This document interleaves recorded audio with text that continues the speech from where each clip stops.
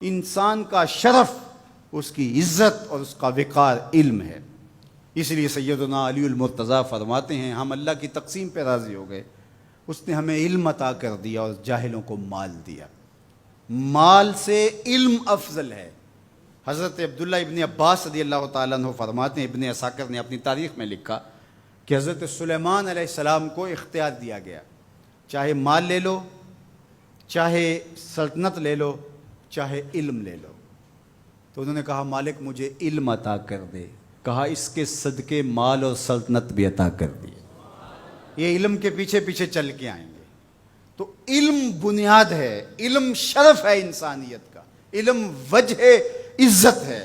اس لیے علم حاصل کرنا یہ زندگی کی خوبصورتی ہے، اور ہم تو جس دین سے تعلق رکھتے ہیں اس دین کا آغاز ہی اقرا سے ہوتا ہے، اور ہمیں آخری سانس تک علم حاصل کرنے کی تلقین کی گئی۔ اطلب العلم من المہد الی اللحد، آپ ماں کی گود سے لے کر کے قبر کی آخری اینٹ تک علم حاصل کرتے رہیں، اور اس کے لیے سنگلاخ پہاڑوں کا سفر بھی کرنا پڑے، صعوبتیں بھی سہنی پڑے، بلکہ فرمایا اطلب العلم ولو بالسین، اگر تمہیں چین بھی جانا پڑے تو علم تلاش کرنے کے لیے وہاں بھی جا پہنچو، راستوں کی مشقتیں سہو، تکلیفیں سہو، لیکن علم کشید کر کے لاؤ۔ یہ مومن کا گم شدہ خزانہ ہے۔ اگر کسی شخص کو ڈاکٹر یہ بتا دیں کہ تیری طبی صورتحال یہ بتا رہی ہے کہ تیرے پاس زندگی کی چند سانسیں باقی ہیں، آج ڈاکٹر کہہ دیتے ہیں کہ اس کی مریض کی خدمت کر لو، کینسر اس سٹیج پہ پہنچ گیا کہ اب بچنے کی کوئی امید باقی نہیں رہی، مریض کو بھی بتا دیا جاتا ہے کہ اب اللہ اللہ کر لو، رب کو راضی کر لو، اب زندگی بس مہمان ہے، چراغ سحر ہے، بجھا جا رہا ہوں، یہ معاملہ ہے تمہارا، تو اب بس اپنی آخرت کی فکر کرو۔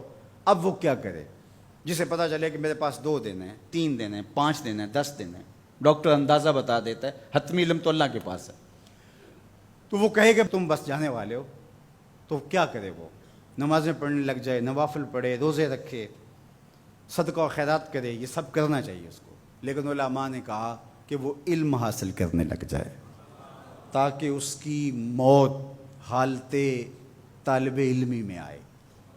اور سنن دارمی میں روایت موجود ہے، حضور علیہ الصلوۃ والسلام کا فرمان کہ جو شخص علم حاصل کرنے میں مصروف ہوا اس لیے کہ اسلام کو زندہ کرے، فوت ہو گیا، وہ علم حاصل کرتے کرتے طالب علمی کے دوران انتقال کر گیا، قیامت کے دن اس کے اور نبیوں کے درمیان صرف 1 درجے کا فرق ہوگا۔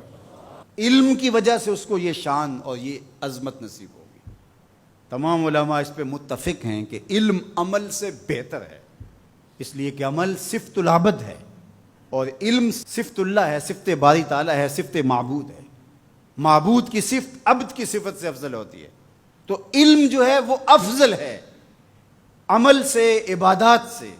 بلکہ ارشاد فرمایا جب حضور علیہ السلام سے 2 اشخاص کا ذکر ہوا، ایک عابد ہے، تہجد گزار ہے، شب زندہ دار ہے، صائم النہار ہے، قائم اللیل ہے، بہت عبادتیں کرتا ہے، اور دوسرا بس فرض پڑھتا ہے اور کتاب کھول کے بیٹھ جاتا ہے، نشر علم کے لیے لگ جاتا ہے، جو بھی ذرائع ہیں اس دور کے اس کے مطابق وہ علم بانٹنے لگ جاتا ہے۔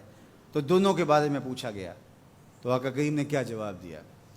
فضل العالم علی العابد کا فضلی علی ادناکم، عالم کی فضیلت عابد پر اس طرح ہے جس طرح تم میں سے ایک عام آدمی پر میری فضیلت ہے۔ عالم کا موازنہ جاہل سے یہاں نہیں ہو رہا کہ جو مطلق جاہل ہے اور ایسا جاہل کہ جو عمل سے بھی خالی ہے۔ عالم کا مقابلہ یہاں بدکار سے نہیں ہو رہا، عالم کا مقابلہ یہاں کافر سے نہیں ہو رہا، تہجد گزار سے، شب زندہ دار سے اس کا موازنہ ہو رہا ہے، اور یہ رات کو سویا رہتا ہے لیکن دن کو نشر علم کرتا ہے، اور دوسرا راتوں کو بھی جاگتا ہے، دن کو بھی روزے رکھتا ہے، عبادات، ذکر، اذکار، تسبیح و تحلیل، زندگی کا معمول خوبصورت، صحیح معنی میں عابد ہے، زاہد ہے، تہجد گزار ہے۔ اتنا فرق ہے، ایک روایت میں یہ ہے جس طرح 14ویں رات کے چمکتے ہوئے چاند کی فضیلت ستاروں پہ ہوتی ہے، اور جتنا یہ فرق ہے اس طرح عابدوں پر عالم کی فضیلت ہے۔ تو یار اگر وہ عالم ساتھ عابد بھی ہو، وہ عالم ساتھ تہجد گزار بھی ہو، شب زندہ دار بھی ہو، تو پھر اس کے درجے کتنے بلند ہوں گے۔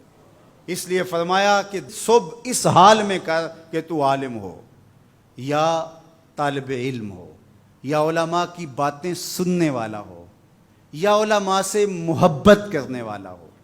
اور فرمایا ولا تکن خامسہ، پانچواں نہ بننا، پانچواں بنا تو ہلاک ہو جائے گا۔ اب میں اور آپ دیکھیں کہ ہم ان میں سے کس زمرے میں آتے ہیں۔ تو کہا یا خود عالم بن جا، یا علم سیکھنے والا بن جا، یا علماء کی بات سننے والا بن جا، یا ان کے ساتھ محبت کرنے والا بن جا۔ ولا تکن خامسہ، پانچواں نہ بننا۔ اللہ ان چاروں میں سے ہمیں کوئی بنا دے، اور ہم علم کے جمال کو اپنا اوڑھنا بچھونا بنا لیں۔ علم ہمارا حسن بن جائے، علم ہماری خوبصورتی بن جائے، اور علم ہماری زندگی کا وہ نور بن جائے کہ جس کی روشنی میں ہم تاریک راہوں میں بھی اجالے کریں، اور جدھر سے گزرتے جائیں نور پھیلتا چلا جائے۔